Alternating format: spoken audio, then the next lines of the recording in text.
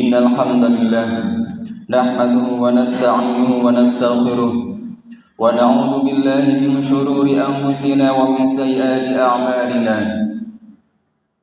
من يهد الله فلا مضل له ومن يضلل فلا هادي له أشهد أن لا إله إلا الله وحده لا شريك له وأشهد أن سيدنا ونبينا محمدا عبده ورسوله أدى الرسالة وبلغ البلاغ المبين صلوات الله وسلامه عليه وعلى آبائه وإخوانه من النبي والمرسلين وعلى آله وسائر صحابته وتابعهم بإحسان إلى يوم الدين أما بعد فيا أيها المؤمنون رحمكم الله اتقوا الله حق تقاته ولا تموتن إلا وأنتم مسلمون يا أيها الناس اتقوا ربكم الذي خلقكم من نفس واحدة وخلق منها زوجها وبث منهما رجالا كثيرا ونساء واتقوا الله الذي تساءلون به والأرحام إن الله كان عليكم رقيبا يا أيها الذين آمنوا اتقوا الله وقولوا قولا سديدا يصلح لكم أعمالكم ويغفر لكم ذنوبكم ومن يطع الله ورسوله فقد فاز فوزا عظيما Ma'asyiral muslimin rahimakumullah. Sesungguhnya hari Asyura, yaitu hari ke-10 di bulan Muharram, adalah hari yang diagungkan oleh banyak umat. Di antaranya diagungkan oleh orang-orang Quraisy, diagungkan oleh orang-orang Yahudi, dan diagungkan oleh kaum muslimin. Disebutkan dalam sebuah hadis dari Aisyah radhiyallahu anha. An Aisyah radhiyallahu anha anna Quraisyan kanat tasumu yawman Ashura fil jahiliyah thumma amara Rasulullah sallallahu alaihi wasallam bisiyamihi. Dari Aisyah radhiyallahu anha, sesungguhnya orang-orang Quraisy dulu pada masa jahiliyah berpuasa pada hari Asyura. Kemudian Rasulullah sallallahu alaihi wasallam memerintahkan untuk berpuasa pada hari itu.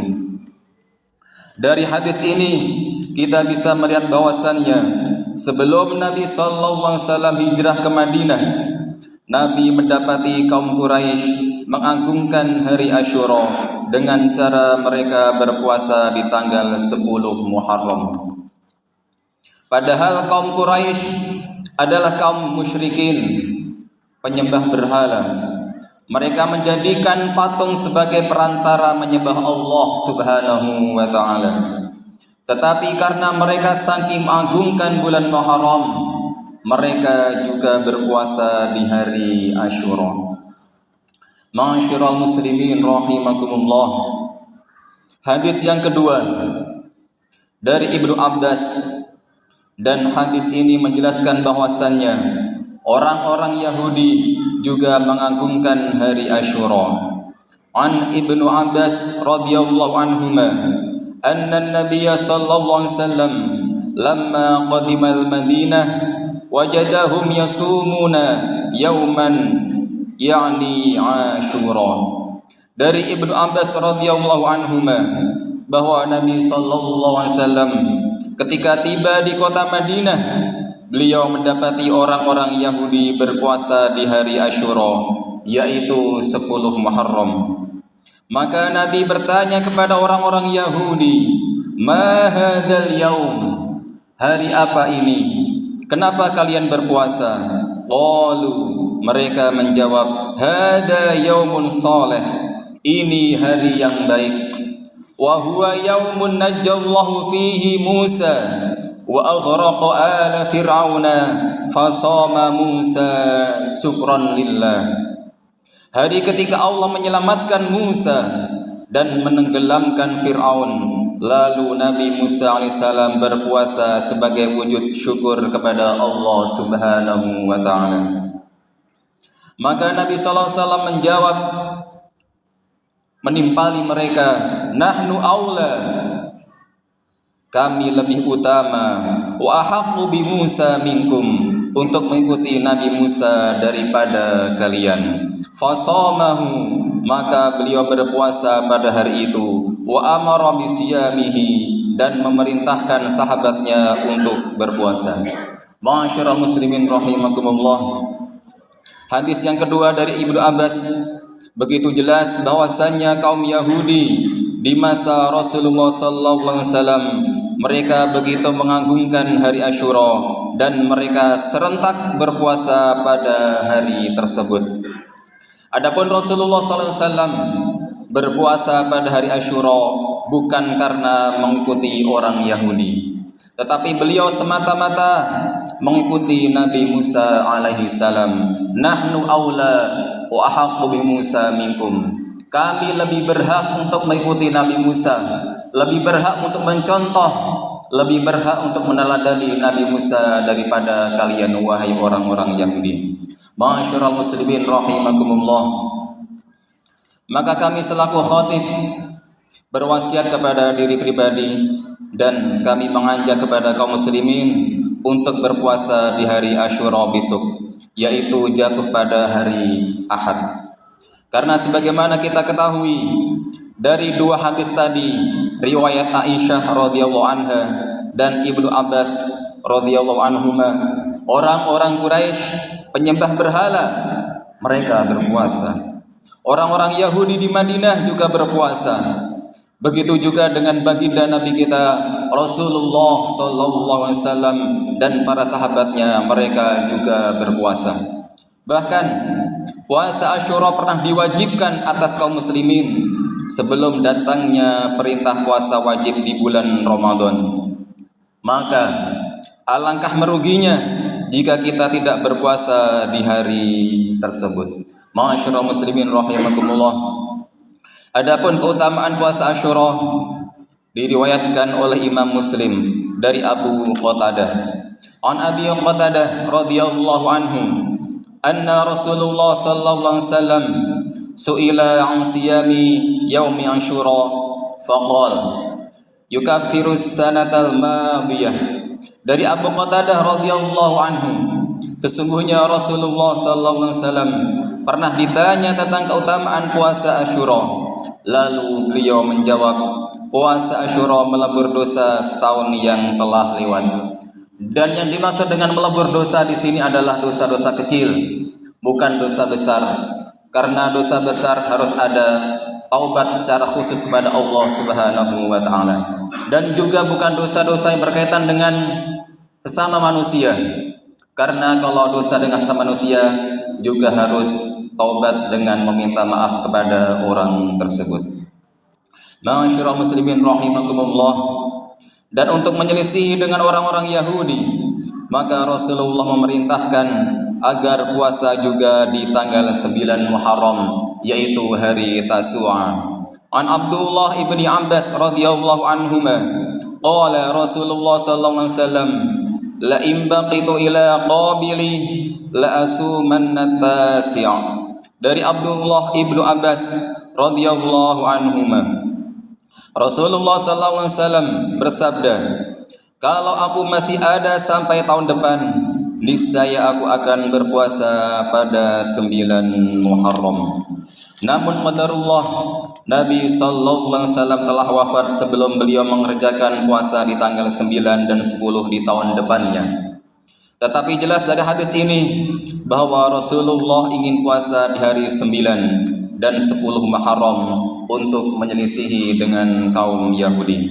Ma'asyiral muslimin rahimakumullah.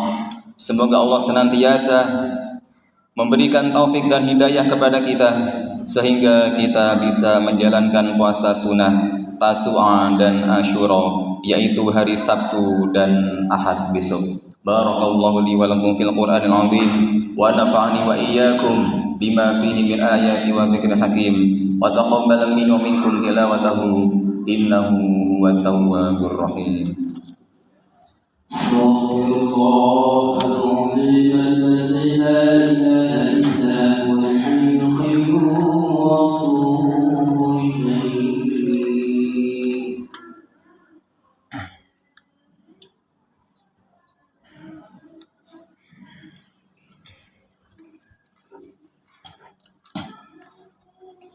الحمد لله حمدا كما أمر. أشهد أن لا إله إلا الله وحده لا شريك له إرغاما لمن جهد به وكفر.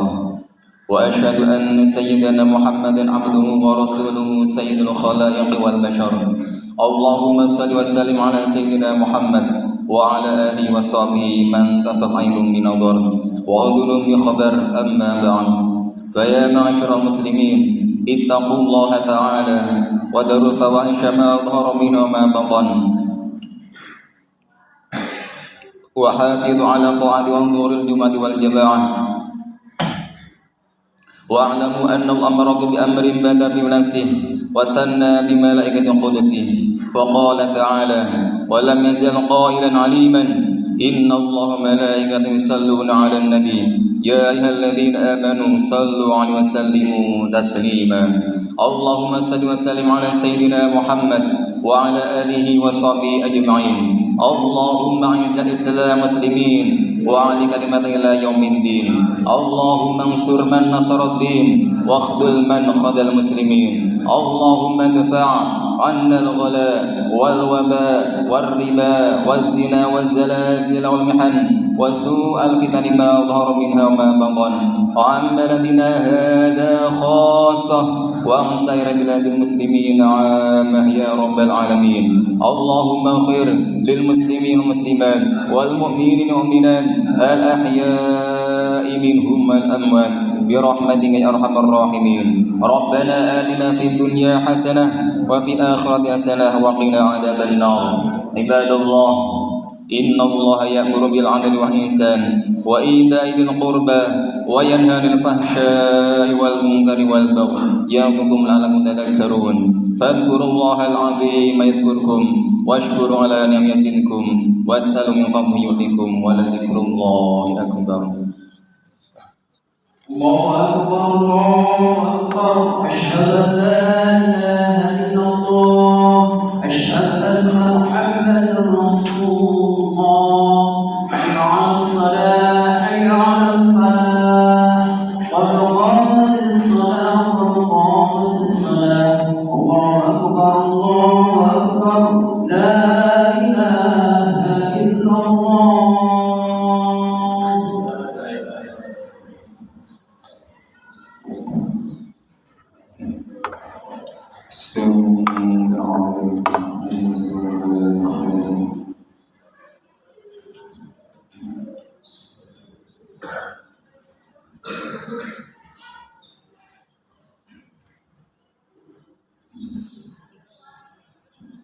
الله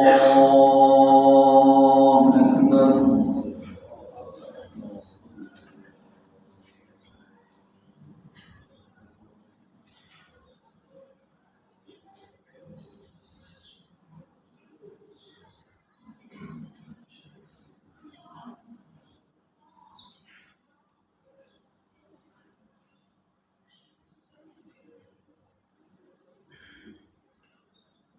بسم الله الرحمن الرحيم. الحمد لله رب العالمين الرحمن الرحيم مالك يوم الدين إياك نعبد وإياك نستعين اهدنا الصراط المستقيم صراط الذين أنعمت عليهم غير المغضوب عليهم ولا الضالين.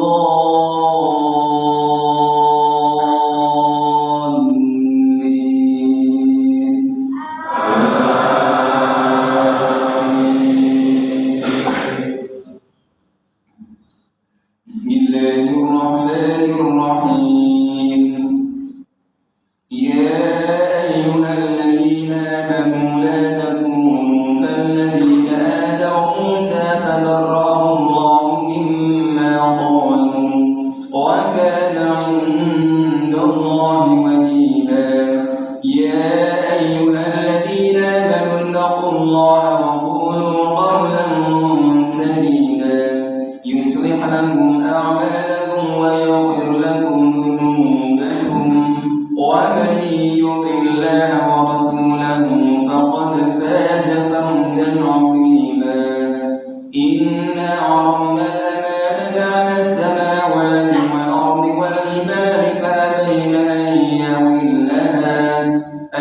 يحملنها واشفقن منها وحملها الإنسان إنه كان ظلوما جهولا ليعذب الله المنافقين والمنافقات والمشركين والمشركات ويتوب الله على المؤمنين والمؤمنات وكان الله غفورا رحيما الله أكبر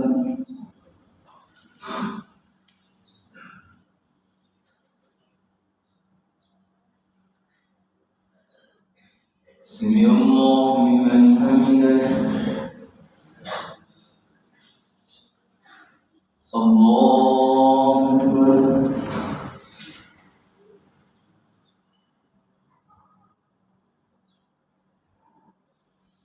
الله أكبر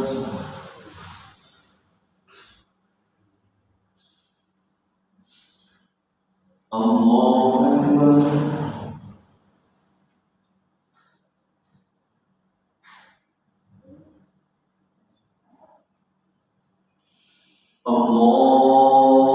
الله أكبر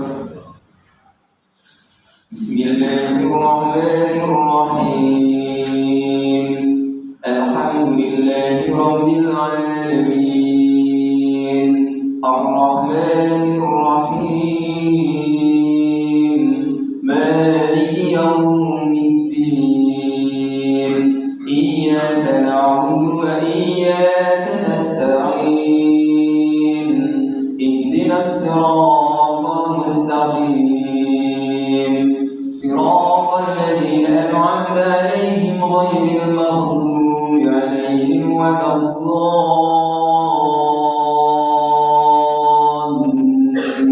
الضالين آمين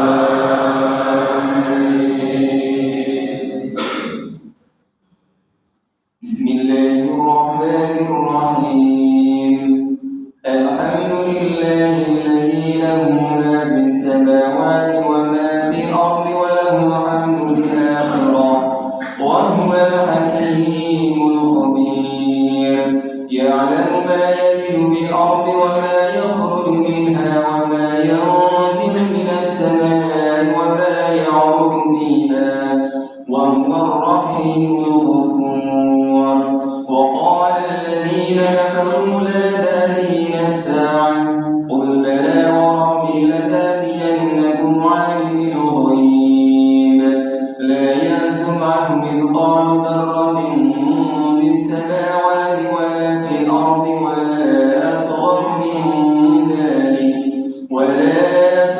من ذلك ولا أكبر إلا في كتاب مبين ليجزي الذين آمنوا وعملوا الصالحات أولئك لهم مغفرة ورزق كريم الله أكبر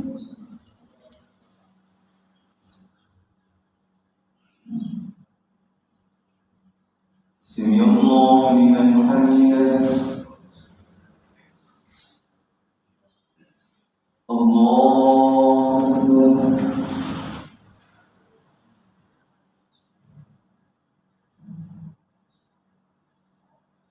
الله أكبر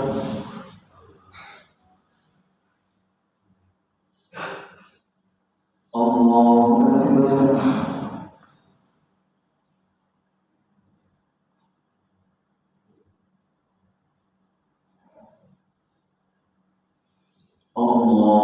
أكبر.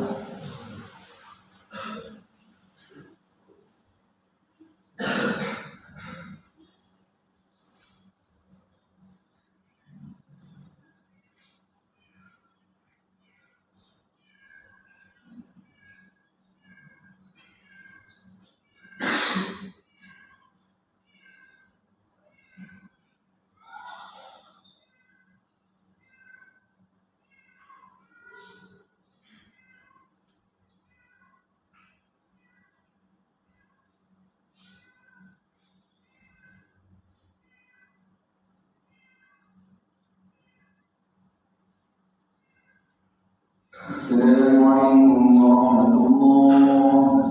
السلام عليكم ورحمة الله.